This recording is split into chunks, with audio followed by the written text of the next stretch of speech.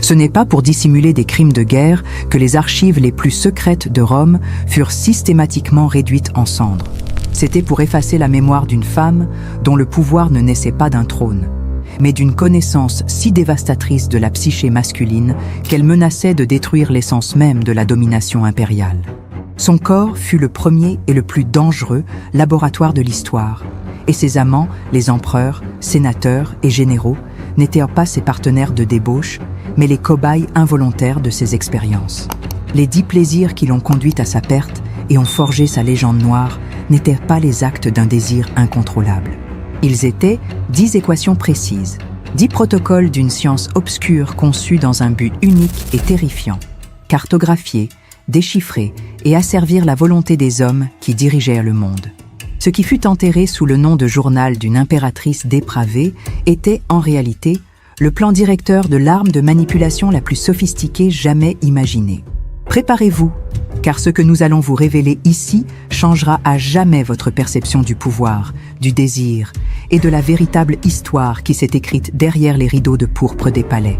Avant de plonger au cœur de ce complot impérial, si cette quête de la vérité historique vous fascine autant que nous, c'est le moment de rejoindre notre cercle de passionnés.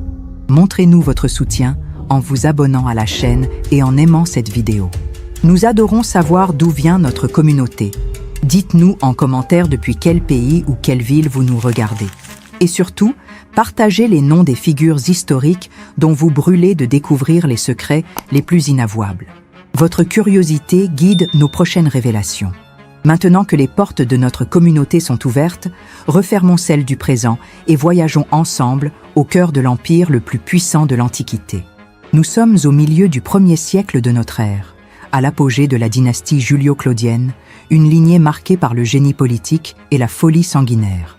Rome est alors le centre du monde connu, une métropole tentaculaire où la richesse et le pouvoir absolu côtoient la paranoïa, les complots de couloirs et une décadence sans précédent. Sur le trône siège l'empereur Claude, un homme érudit mais souvent sous-estimé, considéré par l'aristocratie sénatoriale comme une figure faible et aisément manipulable. Dans cette société rigoureusement patriarcale, le pouvoir officiel des femmes est une illusion. Elles ne votent pas, ne commandent pas les légions et ne siègent pas au Sénat. Pourtant, derrière la façade institutionnelle, les femmes de la famille impériale exercent une influence considérable.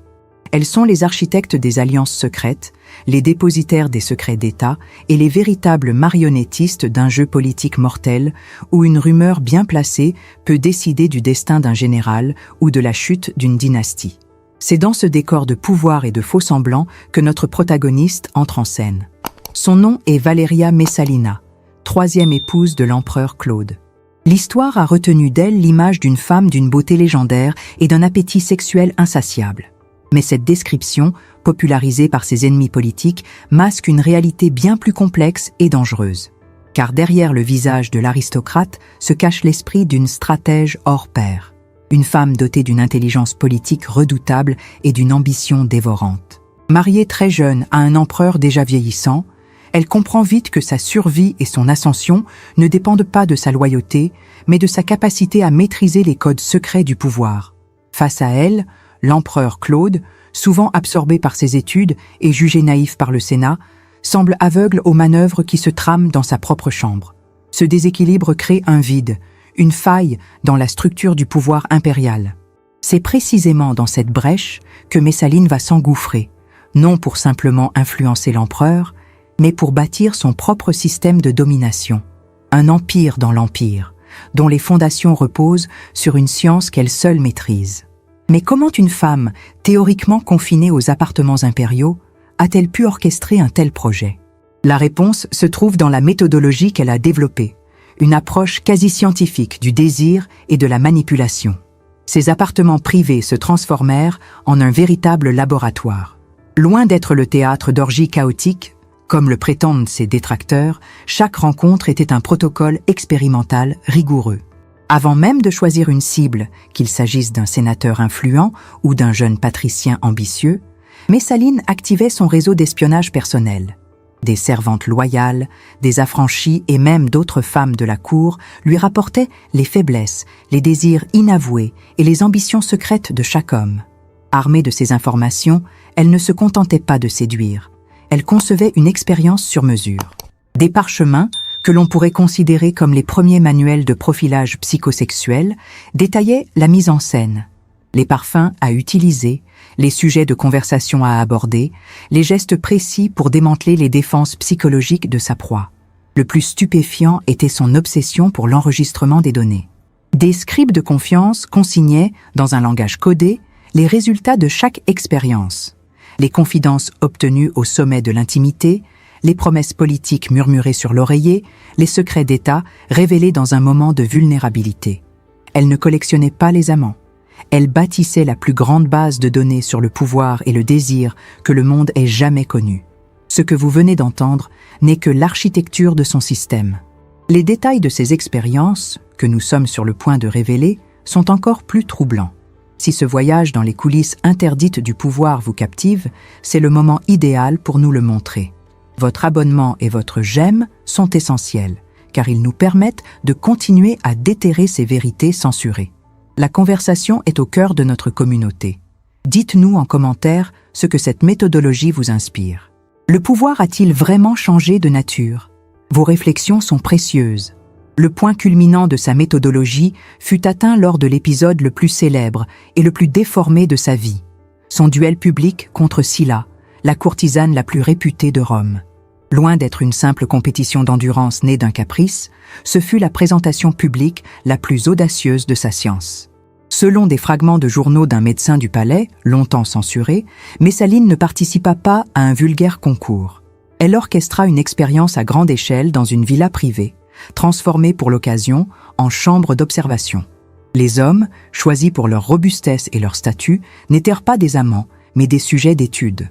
Tandis que Scylla s'engageait physiquement, Messaline, elle, dirigeait et observait. Des scribes notaient non seulement le nombre de partenaires, mais aussi les variations du rythme cardiaque, la cadence de la respiration, les mots prononcés dans l'extase et, surtout, le point de rupture psychologique où le désir laissait place à la soumission.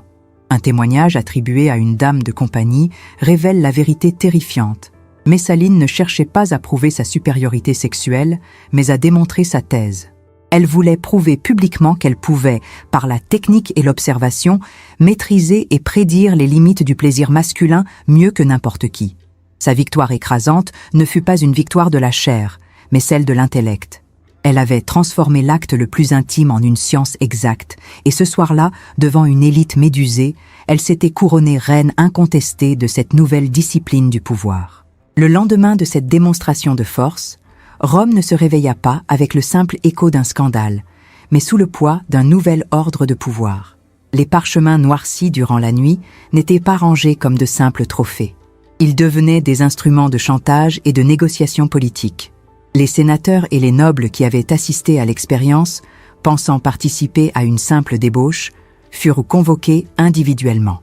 Face à eux, Messaline ne se présentait plus en séductrice, mais en analyste politique. Elle leur exposait, avec une précision clinique, non pas leurs performances, mais les secrets qu'ils avaient murmurés, les alliances qu'ils avaient trahies et les ambitions qu'ils avaient confessées dans leur état de vulnérabilité maximale. Les conséquences furent immédiates et sismiques. Des nominations à des postes clés qui semblaient improbables la veille furent confirmées. Des décrets qui stagnaient au Sénat furent soudainement approuvés sans débat. Des généraux furent rappelés de provinces lointaines, tandis que d'autres, jugés plus fiables selon ces données, prenaient leur place. Messaline avait perfectionné son système. Elle ne gouvernait pas par la loi, mais par la connaissance intime des failles de ceux qui faisaient la loi. Son laboratoire érotique était devenu le véritable centre de décision de l'Empire. Claude régnait sur Rome, mais Messaline, elle, régnait sur les hommes qui conseillaient, commandaient et craignaient l'empereur. Un pouvoir absolu, acquis sans jamais siéger officiellement au pouvoir. Un pouvoir si total et si peu conventionnel ne pouvait rester impuni. Mais la véritable condamnation de Messaline n'a pas été l'exécution de son corps, mais l'assassinat de sa mémoire. Sa science était une menace existentielle pour l'ordre patriarcal romain. Elle n'avait pas seulement trahi son mari. Elle avait prouvé que les fondations du pouvoir masculin, la force, la loi, la guerre, pouvaient être rendues obsolètes par une connaissance supérieure de la psyché humaine. Après sa chute, orchestrée par les mêmes élites qu'elle avait manipulées, une campagne de censure sans précédent fut lancée. Ces fameux parchemins, cette encyclopédie du désir, furent traqués et brûlés sur ordre du Sénat. Ses statues furent abattues et son nom effacé des monuments publics dans un processus de damnatio memoriae. Comme il était impossible d'éradiquer complètement le souvenir d'une impératrice, ses ennemis ont choisi une stratégie plus perverse, la déformation. Les historiens de l'époque, écrivant pour plaire à la nouvelle cour, ont transformé la stratège en une nymphomane sans cervelle. La scientifique est devenue une débauchée. Ses protocoles ont été décrits comme des orgies. Son laboratoire est devenu un lupanar. C'était une manière de la punir une seconde fois, en s'assurant que les générations futures ne retiendraient d'elle qu'un monstre de luxure, dissimulant ainsi la vérité la plus dangereuse, son intelligence et son efficacité redoutable. L'histoire de Valeria Messalina est donc bien plus qu'un récit de scandale. C'est le miroir d'une intelligence exceptionnelle, punie pour avoir osé déchiffrer les codes du pouvoir masculin. Son histoire résonne avec celle de tant d'autres femmes puissantes à travers les âges et les cultures, dont la force a été dépeinte comme de la folie ou de la dépravation. Notre mission, sur cette chaîne, est de redonner une voix à ces figures censurées et de révéler la vérité derrière la légende. Si, comme nous, vous croyez que l'histoire est pleine de secrets qui attendent d'être découverts, alors rejoignez notre cercle d'initiés. Abonnez-vous pour ne manquer aucune de nos révélations exclusives. Chaque j'aime est un acte de soutien qui nous permet de poursuivre cette quête de la vérité. Dites-nous en commentaire quelle autre femme de l'histoire mérite que nous exhumions ses secrets. Partagez également la ville ou le pays depuis lequel vous rejoignez notre cause. La semaine prochaine, nous explorerons les rituels intimes d'une reine égyptienne qui utilisait des poisons non pas pour tuer, mais pour contrôler les rêves de ses amants. Les secrets les plus sombres des empires ne font que commencer à être révélés.